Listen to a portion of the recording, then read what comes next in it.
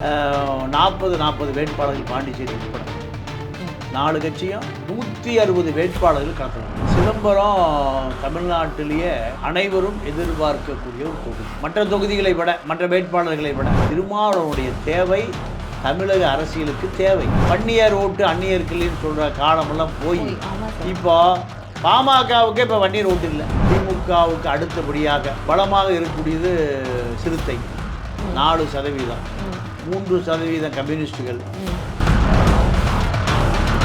இப்போ தினகரன் போனதுனால கொஞ்சம் ஸ்ட்ராங் ஆனார். சசிகலா போன இன்னும் கொஞ்சம் ஸ்ட்ராங் ஆனார். ஓபிஎஸ் போனவரை இன்னும் கொஞ்சம் ஸ்ட்ராங் ஆகிட்டார். எடப்பாடி கட்டுப்பாட்டில் இன்னும் கட்சி வரல, அமைச்சர்களும் வரல. கனிமொழி எதிர்த்து ஒரு கவுன்சிலரை கொண்டு இறக்கியிருக்காங்க. வேலுமணி அவர் புத்தூர் கட்டுன்னு வச்சுருக்காரு. ஒரிஜினல் புத்தூரில் இருக்குது. அண்ணாமலை சொல்கிறாரு ஜூன் 4க்கு மேலே அதிமுக இருக்காதுங்கிறாரு. ஒழிச்சிருவாரா? இவர் எம்ஜிஆரோட பெரிய ஆளா? சொல்லுங்க.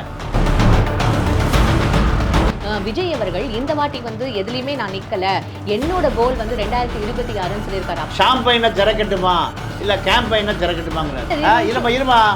இருமா வர கோப்பையை திறக்கட்டுமா? ஏண்டா இதாடா முதலமைச்சருக்கான தத்துவம்.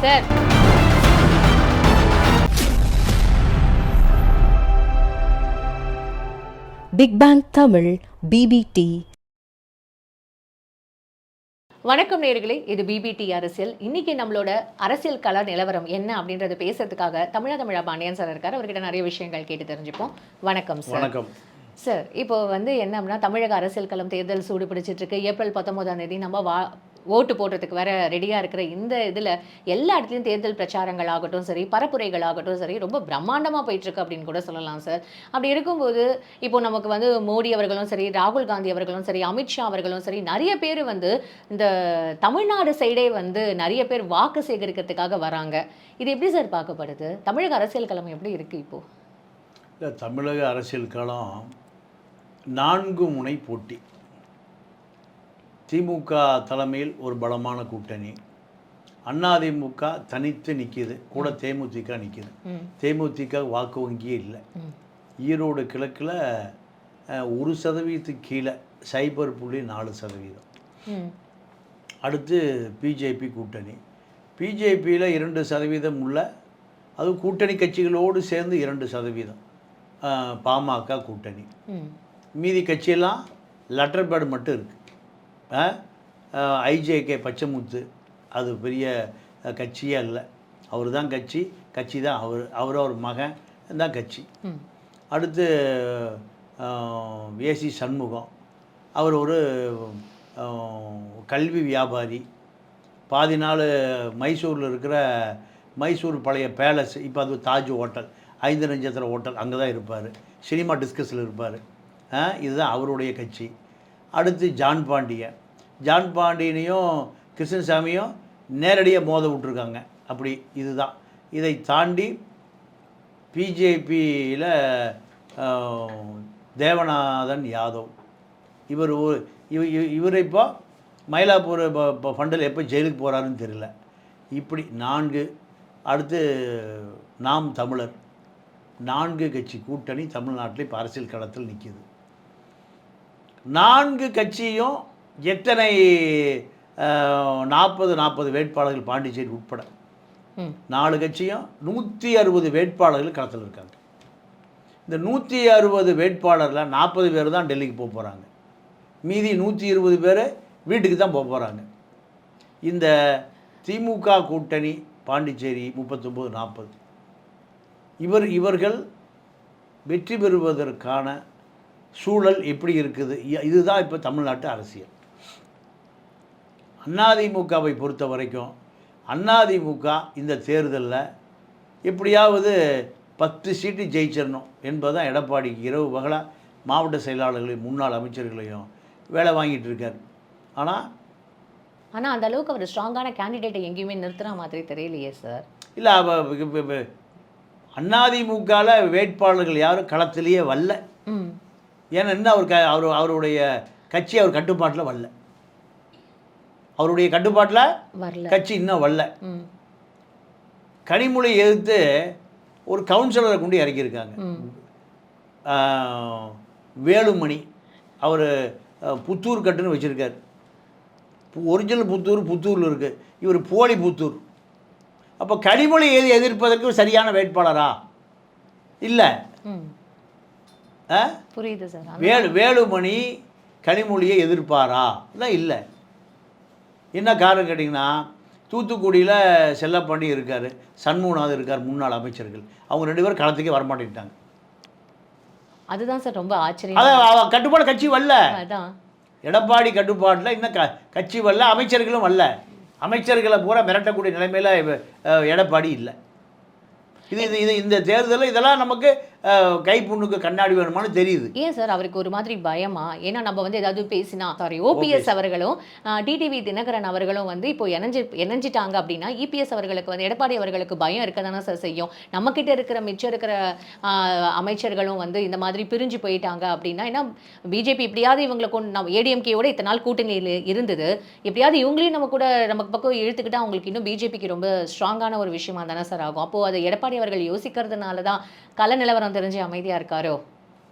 இல்லை, அப்படியெல்லாம் போயிட்டாருன்னா எடப்பாடி தெளிவாயிருவார், ஸ்ட்ராங் ஆயிடுவார். அப்படியா சார்? ஆமாம். இப்போ தினகரன் போனதுனால கொஞ்சம் ஸ்ட்ராங் ஆனார். சசிகலா போனது இன்னும் கொஞ்சம் ஸ்ட்ராங் ஆனார். ஓபிஎஸ் போனவர் இன்னும் கொஞ்சம் ஸ்ட்ராங் ஆகிட்டார். இந்த மாதிரி ஆட்கள் இன்னும் போயிட்டாங்கன்னா இன்னும் கட்சி அதுதான் எடப்பாடியோடைய ஸ்டாண்டு. பிஜேபியில் போனால் கடைசியில் நேராக டெல்லிக்கு போயிட வேண்டியதுதான், இங்கே இருக்க முடியாது. இங்கே அதிமுக திமுக தான் அரசியல் களமை. அப்போது எடப்பாடியை பொறுத்த வரைக்கும் இந்த தேர்தலில் 2ஆம் இடத்தை தக்க வைப்பதற்கான முயற்சி. அண்ணாமலை சொல்கிறாரு நான் தான் 2வது இடம்னு. 20% வாக்கு உள்ள கட்சி அதிமுக. அப்போது 20% வாக்கு கடந்த காலத்தில் அண்ணாமலையோடு சேர்ந்த பிறகு தான் என்ன நடந்ததுன்னா 4 சட்டமன்ற உறுப்பினர் வருவதற்கு காரணம் அதிமுக கூட்டணி இருந்தது பிஜேபி அவர்களுக்கு. இந்த கூட்டணி தான் திமுகவுக்கு எதிராக கடுமையான அரசியல் பண்ணுச்சு. ஆனால் திமுக கூட்டணி பலமாவதற்கு இந்த கூட்டணி தான் காரணம். பிஜேபி அதிமுக 2ம் இணைந்த பிறகு இங்கிருந்த கம்யூனிஸ்டுகள் எல்லாம் எங்கே போய் சேர்ந்துட்டாங்க? திமுக கூட்டணி. திமுக கூட்டணியில் இன்றைக்கி இப்போ திமுகவுக்கு அடுத்தபடியாக பலமாக இருக்கக்கூடியது சிறுத்தை 4%, 3% கம்யூனிஸ்டுகள், 1% கொங்கு பேரவை, வேல்முருகன், காங்கிரஸ் தனியாக நின்னா நீங்கள் 2% கூட வராது. திமுக கூட்டணியோடு இருந்ததுனால தான் அது 4%, 3% வாக்கு வங்கி.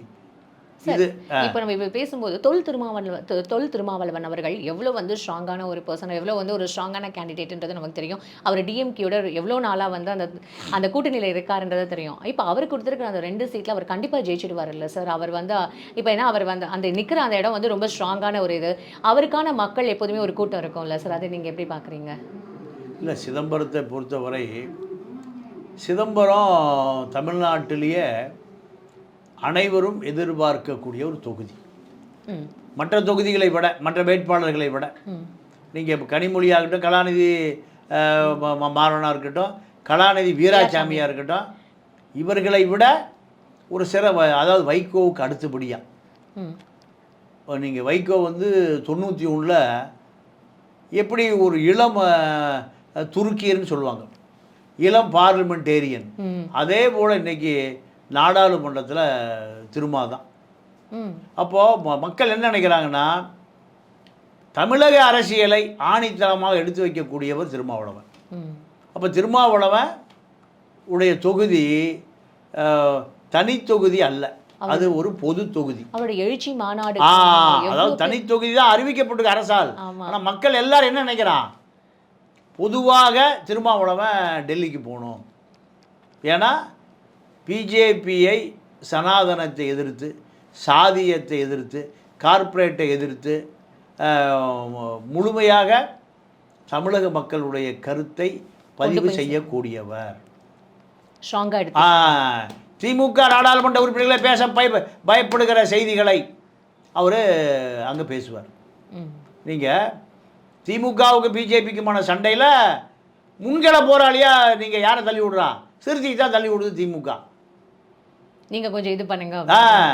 ஏன்னா இந்த தெம்புத்திராணி திமுக இல்லை. நீங்கள் ஆர்எஸ்எஸ் பேரணி அனுமதி கேட்குறாங்க நீதிமன்றத்தில். பள்ளிவாசல் வழியாக தான் போவோம், சர்ச் வழியாக தான் போவோங்கிறாங்க. நீங்கள் தீக்கா போய் ஒளிஞ்சிக்குது கருப்பு சட்டை, ஒளிஞ்சிட்டு யாரை தள்ளி விடுது? ஊதா சட்டையை தள்ளி விடுது. திருமாவளவனை தான் பிஜேபி ஆர்எஸ்எஸ் கூட்டத்தை எதிர்ப்பதற்கு ஒரு ஸ்ட்ராங்கான சேப்பு சட்டையும் ஒழிஞ்சிக்குது.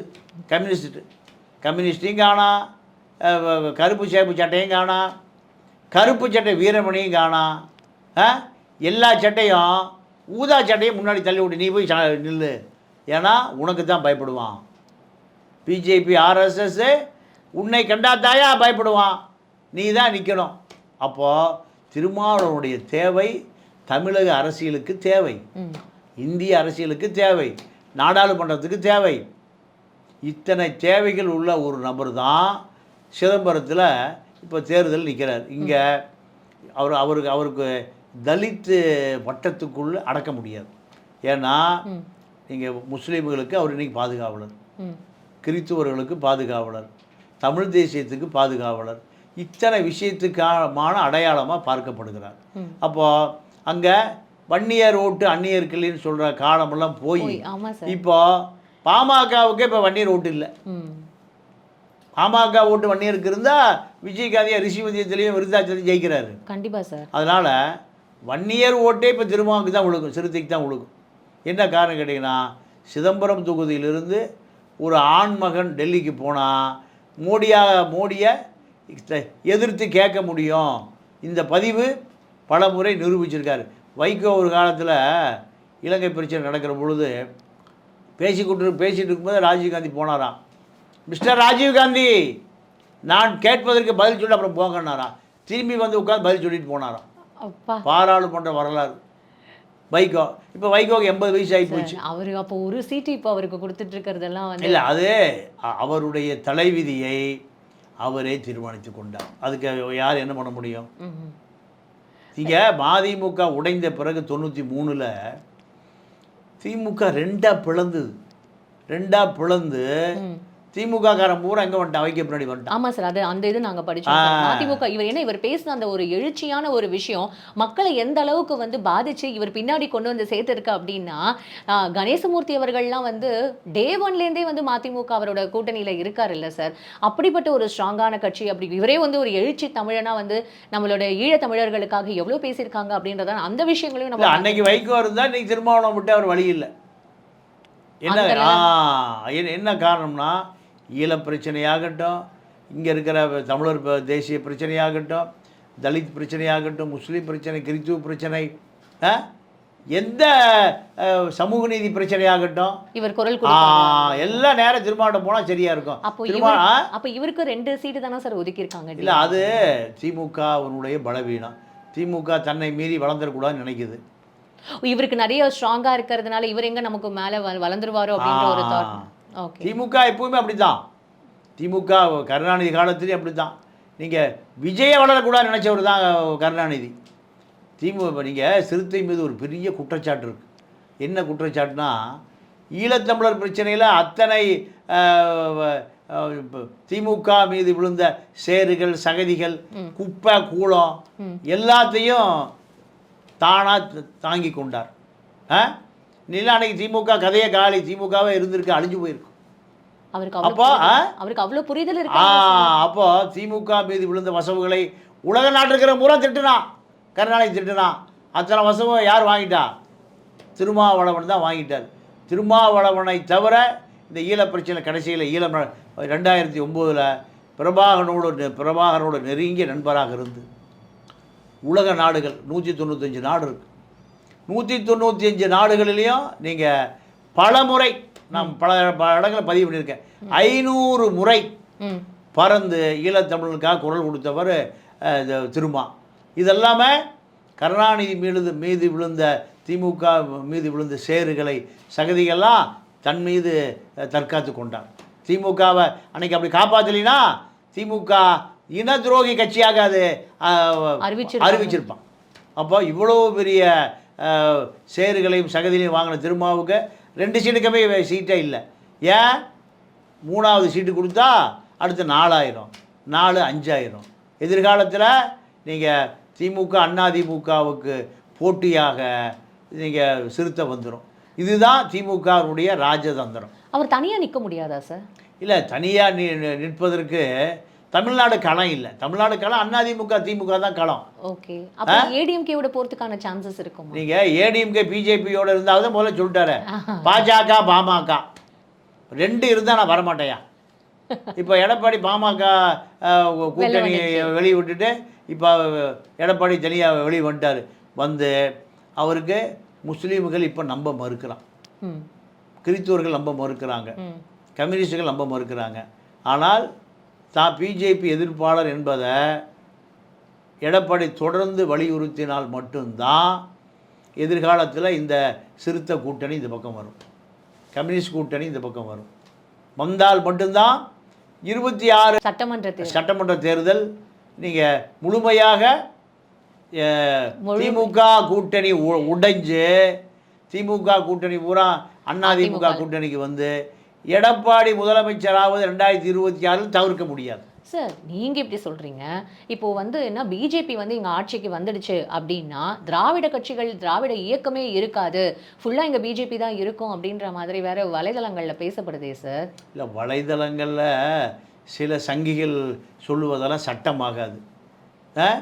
சங்கிகளுடைய ஆசை அதுவாக இருக்கலாம். நீங்களே ஏன் சார் சங்கிகள்னு சொல்கிறீங்க? இல்லை, சங்கி அதாவது இயற்கைக்கு மாறானதாக சிந்திக்கக்கூடியவர்களே சங்கின்னு தான் சொல்லுவோம். அப்போ நீங்கள் அந்த மாதிரி சொல்கிறது வந்து அது ரொம்ப தப்பான ஒரு இல்லை. அதாவது யதார்த்தத்தை மீறுகிறவர்களை என்ன என்ன என்ன சொல்கிறது, பட்ட பேர் சொல்லி தான் அழைக்கணும்.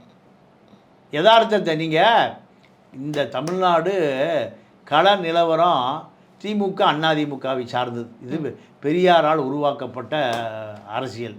நீங்கள் அண்ணாமலை சொல்கிறாரு ஜூன் 4க்கு மேலே அதிமுக இருக்காதுங்கிறாரு. ஆமாம், ஒழிச்சிருவாரா? இவர் எம்ஜிஆரை விட பெரிய ஆளா? சொல்லுங்கள். எம்ஜிஆரை விட அண்ணாமலை பெரிய ஆளா? எம்ஜிஆர் எத்தனை ஆண்டு கால அரசியல்? அண்ணா முதலமைச்சர் ஆவதற்கே எம்ஜிஆருடைய கட்டு தான். துப்பாக்கியில் சுட்டார் எம்.ஆர். ராதா, அந்த கட்டை போட்டு தான் ஜெயிச்சார். படுத்துக்கிட்டே ஜெயிச்சார். படுத்துட்டு ஜெயிப்பார், தூங்கிட்டு ஜெயிப்பார், பெட்ஷீட் போட்டு ஜெயிப்பார். அண்ணாமலை அப்போ எங்கே இருந்தார்?